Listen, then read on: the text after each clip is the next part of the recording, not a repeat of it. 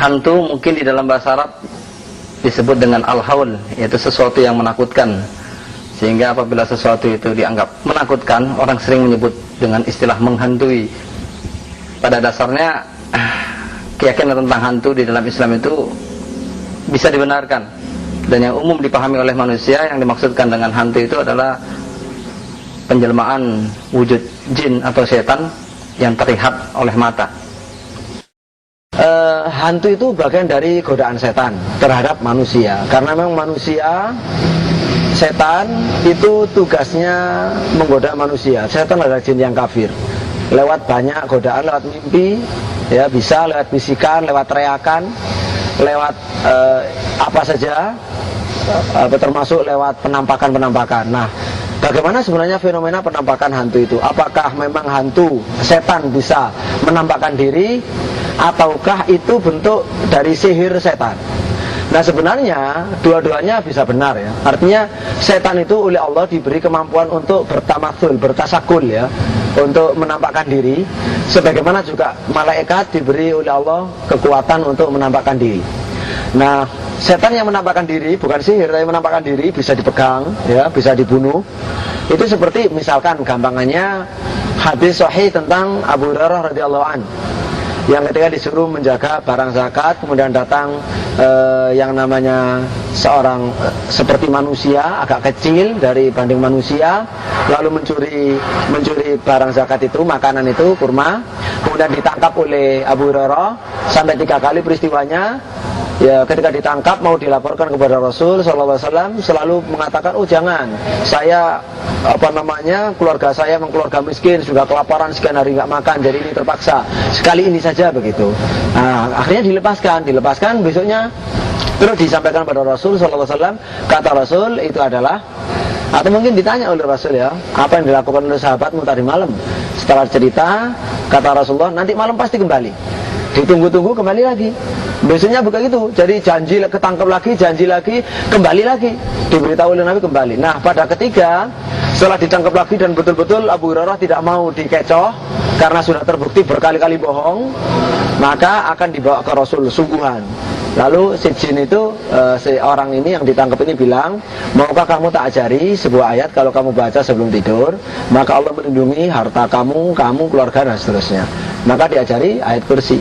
Nah, itu adalah ternyata setan, gitu loh. Jadi itu adalah setan dan bisa komunikasi, bisa dipegang, dan seterusnya. Masalah hantu adalah masalah yang memang banyak dibicarakan orang. Namun sebenarnya kalau kita melihat kepada masalah hantu itu sebenarnya hanyalah bentuk, ya, bentuk penjelmaan daripada alam lain, ya, atau dalam istilah kita alam jin, ya.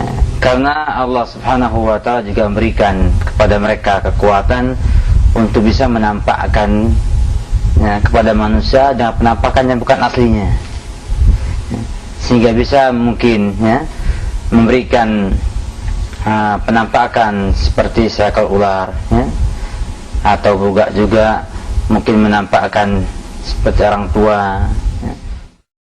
Pada hakikatnya sebagaimana juga makhluk-makhluk gaib yang lain, para malaikat, jin oleh Allah subhanahu wa ta'ala juga diberikan bekal untuk bisa melakukan tasyakul, yaitu perubahan wujud, dalam arti bisa menampakkan diri dalam bentuk yang kasar, sebagaimana dahulu malaikat Jibril pernah nampak di hadapan manusia dalam wujud salah seorang di antara sahabat Nabi sallallahu alaihi wasallam. Demikian juga jin.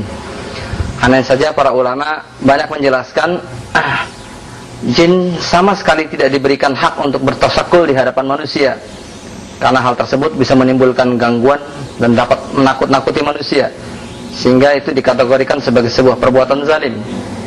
Para ulama menjelaskan bahwa apabila ada jin yang menampakkan dirinya di hadapan manusia, maka itu hanyalah dilakukan oleh jin-jin yang fasik atau jin-jin yang termasuk kategori kafir.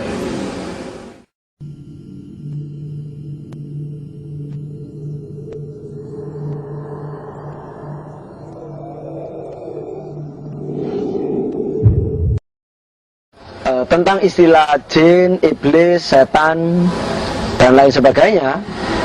Ya, kalau kita kaitkan dengan bahasa kita kan ada genderuwo, ada hantu, ada macam-macam ya. Jadi kalau istilah itu di dalam Al-Quran dan Sunnah, ada jin, ada iblis, ada setan. Maka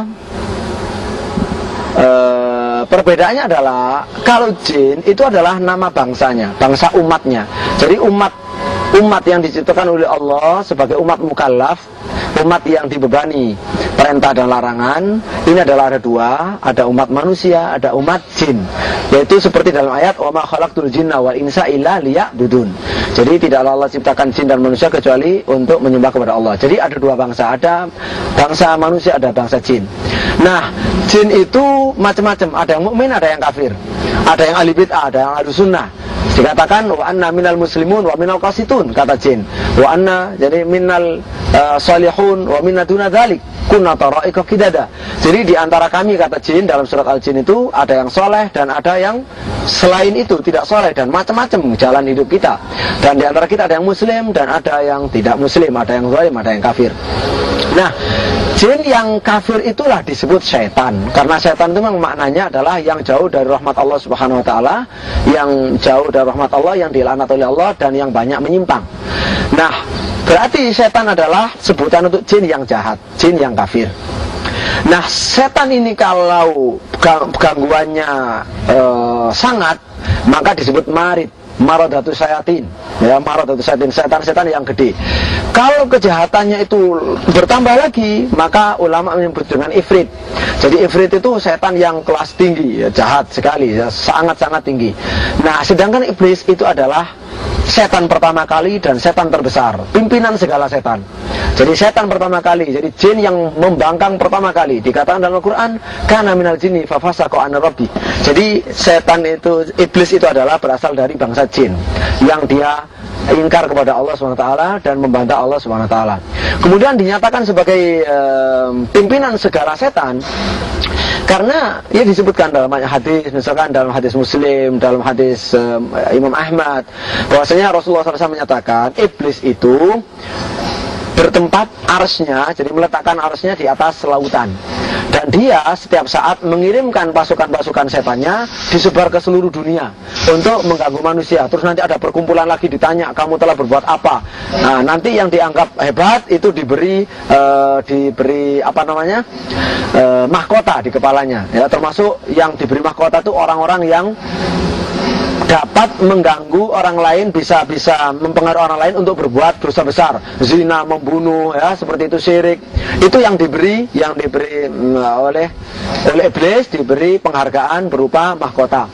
Kemudian yang Ibnu Abbas radhiyallahu anhu mengatakan, jadi inna syayatina qalu li iblis ya sayyidana, gitu.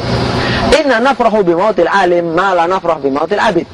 Jadi kata para setan ketika menyebut iblis, wahai sayyid kami, wahai tuan kami, wahai pimpinan kami, sesungguhnya kami merasa senang dengan matinya seorang alim, tidak seperti senangnya kita ketika yang mati itu seorang hanya sekedar ahli ibadah. Jadi iblis adalah setan pertama kali dan setan terbesar, pimpinan para setan. Setan itu adalah jin yang kafir, jin yang jahat. Dan setiap yang menjadi istilahnya pembantu para dukun dan paranormal itu pasti setan. Meskipun orang mengaku jinnya muslim, itu setan. Dan kalaupun jin muslim itu jin-jin yang ahli bid'ah yang bodoh sekali, karena kalau muslim tidak akan, karena sudah tahu itu adalah dilarang di dalam agama Islam.